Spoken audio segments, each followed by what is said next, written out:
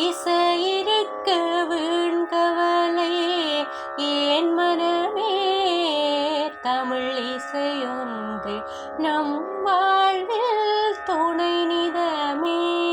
குட்டி பூனையொன்று பெட்டி மேலேறி